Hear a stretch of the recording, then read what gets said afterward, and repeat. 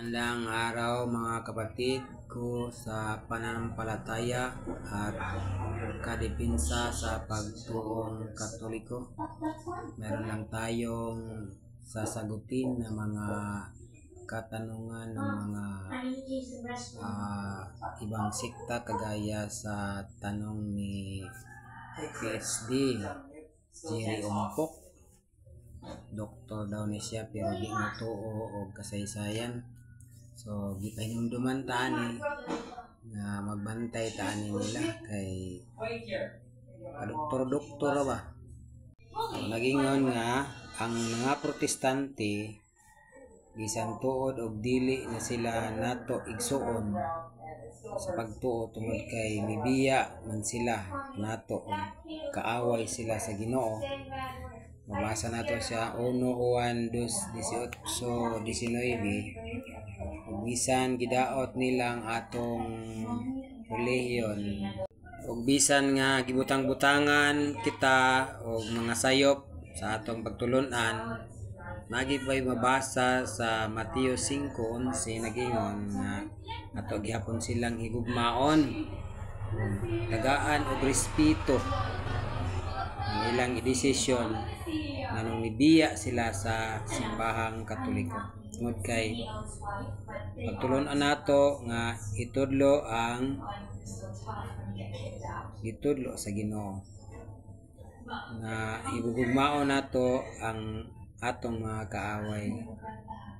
Mateo 5:44 nagingon, apan konsultihan ko kamo, higugmaa ang inyong mga kaaway o pag-ampo kamo alang sa mga tao nga nagpasipala kaninyo.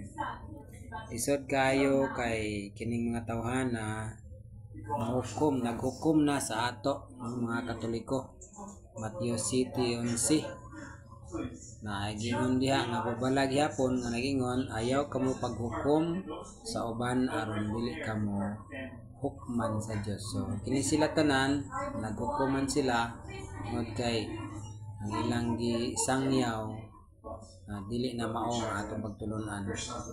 Sumana sa Vatican II ika-21 nga tigom sa tanang kadagkuan sa mga simbahang Katoliko, 21st Council sa tibuok kalibutan nga gihimo niadtong 1969 to 1970, kita sa mga dili Katoliko makita kini sa ikaupat nga decree sa 16 document Vatican II or Decree of Ecumenism, giduso usab sa Second Plenary Council of the Philippines o PCP2.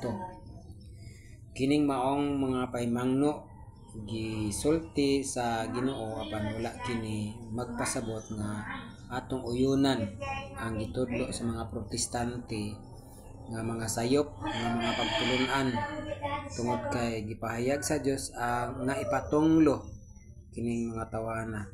Galacia 1:8. Bisan gani ang mga anghel nga nagsangyaw nga dili mao sa atong pagtulon-an, ipatunglo sila. So kinsa day ang tinuod nga Kristiyano?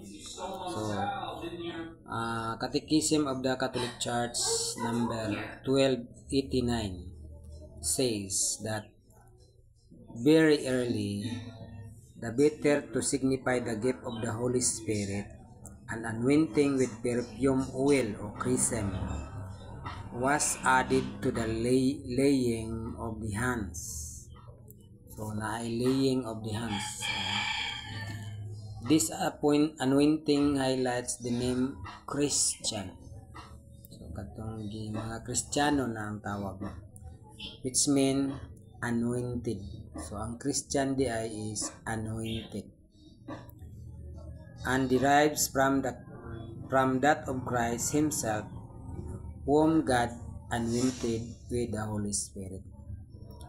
This rite of anointing has continued ever since in both East and the West. For this reason, the Eastern churches call this sacrament Chrismation, chrismation, anointing with chrism, or myron with which means chrism in the West. Confirmation suggests both the ratification of baptism, thus completing Christian initiation, and strengthening of baptismal grace, both fruit of the Holy Spirit. We will read to this in Act 11 verse 26 and 1 Peter 4 verse 16. We'll read. Sabi dito, ngunit huwag ikahiya ninyo ninuman kung siya'y maparusahan dahil sa pagiging Kristiyano. Dahil sa pagiging Kristiyano, bagkus magpasalamat siya sa Diyos sapagkat taglay niya ang taguring ito. So, mayroon palang mga saway at saka mga parusa kung ikaw ay naging Kristiyano. Sabi dito sa Gawa 11 verse 26, sabi, at nang kanyang matagpuan ay isinama sa Antioquia isang taong singkad silang nanatili roong kasama ng iglesia at nagturo sa maraming tao. At doon sa Antioquia, unang tinawag na Kristiyano ang mga alagad. Ibig sabihin, ang unang Kristiyano ay nagmula sa Antioquia. Pero, sabi sa Lucas 24:47, sabi dito, Lucas 24:47, sa kanyang pangalan, ang pagsisisi at kapatawaran ng mga kasalanan ay dapat ipangaral sa lahat ng bansa magmula sa Jerusalem. So, nagsugod talaga sa Jerusalem. Pupunta sa Antioquia, pagkatapos pupunta siya sa Roma. So, Roma 1:8, pupunta sa Espanya. Din sa Espanya ay pupunta sa Pilipinas. Ano ba ang reliyong Kristiyano? Makakaligtas ba ito o hindi? Titingnan natin ang mga born again, Baptist, Pentecostal at iba pang mga sikta nagturo na hindi kailangan ang reliyon. Kailangan daw ay relasyon ng tao ngadto sa doon kay Jesus. So, marami sa kanilang mga pamphlets na ipagbigay sa mga nakalagay na walang reliyong na makapagliligtas. Ang reliyon, sabi nila, ay relasyon sa Panginoon. So, sabi dito, ang religion mo ang ekspresyon sa atong pagtuo ngadto sa Dios. Yan ang ekspresyon ng ating pananampalataya sa Panginoon. Sa direktamente, ang pagkasabi ng mga aktibong mga mananampalataya sa Diyos, sabi dito, ang reliyon natin ay relasyon natin sa Diyos. Yan ay kasama mayroon tayong ebidensya. Sa Santiago 1:27, mayroong totoong reliyon or pure and genuine religion. Yan ay basahin natin. Pakinggan natin. Ganito ang pagka-relihiyoso na minamarapat at kinalulugdan ng ating Diyos at Ama. Tulungan ang mga ulila at ang mga babaeng balo na sa kanilang kahirapan at ingatan ang sarili na huwag mahawa sa kasamaan ng sanglibutang ito. Mga Kristiyano ay nagawa na ng mga nanampalataya ang pagtulong kagaya ng mga balo at saka ilog. Sa Hebreo 4:14 sabi dito, magpakatatag tayo sa ating pananampalataya. Yamang mayroon tayong dakilang saserdote na pumasok sa kalangitan sa harapan ng Diyos, walang iba kundi si Jesus na anak ng Diyos. So, ibig sabihin, kung tayo'y Kristiyano,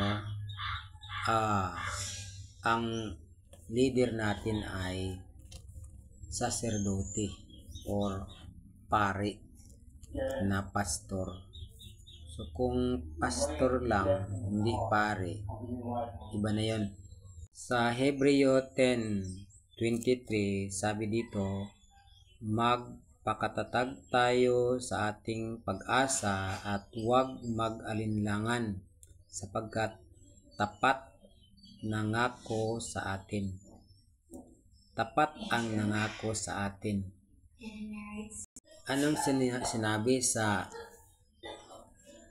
Pahayag 14 verse 12?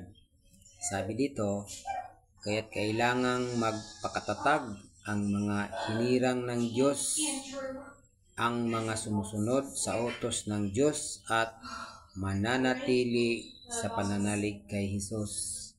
So tayo ay sumusunod sa mga kautusan, mananatili tayo sa kanyang pananalig. Sinabi sa Buhat 26:5, ang mga apostolis ay mayroon din silang relihiyon. Pakinggan natin. Matagal na nilang alam at sila na ang makapagpapatutuo kung kanilang iibigin na namuhay ako bilang kaanib ng pinaka mahigpit na sikta ng aming relihiyon, ang sikta ng mga Parisiyo. So mayroon palang sikta dahil ang Katoliko ay mula sa nagsipak sa Hebreo Jewish Church. So nagiging sikta ang Katolik sa Jewish. Pero yun, mayroong sikta ang mga apostolis. Yun ang relihiyon ng mga apostolis, ang Kristiyano. Kaya nga sa Judas 1:3 sabi dito, mga minamahal, ang gustong-gusto kong isulat sa inyo'y tungkol sa kaligtasan tinamasa nating lahat. Ngunit napilitan akong ang isulat sa inyo'y isang panawagan na ipaglaban ang pananampalatayang ipinagkaloob minsan at magpakailanman sa mga banal. So mayroong pag-ingatan natin ang ating relihiyon. Yan ang relihiyon ng mga banal. Kaya nga mayroon tayong pagkaingatan na relihiyon. Sabi dito sa 1 Timoteo 3:15, upang hindi man ako makarating agad ay malaman mo rin ang dapat ugaliin sa sambahayan ng buhay na Diyos sa iglesia na siyang haligi at saligan ng katotohanan. So ang simbahan pala, ang Kristiyano ay haligi at saligan ng katotohanan. Ibig sabihin, una ang church sa Biblia. Kaya nga mayroong history ang mga historian na nagsabi dito sa Encyclopedia International Volume 15 page 520. Sabi dito, New Book of Knowledge, o nasa New Book of Knowledge Volume 16 page 287. Daghan pang mga libro sa kasaysayan na ang sukaranan talaga tukod kamo diha sa sukaranan nga gipahimutang sa mga apostoles o mga propeta o ang bato nga sukaran mao si Kristo Jesus. Mao basa sa Efeso 2:20. So kung susihon nato ang kasaysayan sa tanang pundok sa relihiyon o mga sikta sa tibuok kalibutan, atong mahibaluan nga ang simbahang Katoliko mao'y una sa tanang pundok nga nagtuo ni Ginoong Hesus. Ang simbahang Katoliko mao ang una tungod kay mao kini ang iglesia nga gitukod ni Kristo didto sa Jerusalem sa tuig 30 to 33 AD. Sa laing pagkasulti, ang simbahang Katoliko mao ang una tungod kay mao man kana ang gitawag nga mga Kristiyano.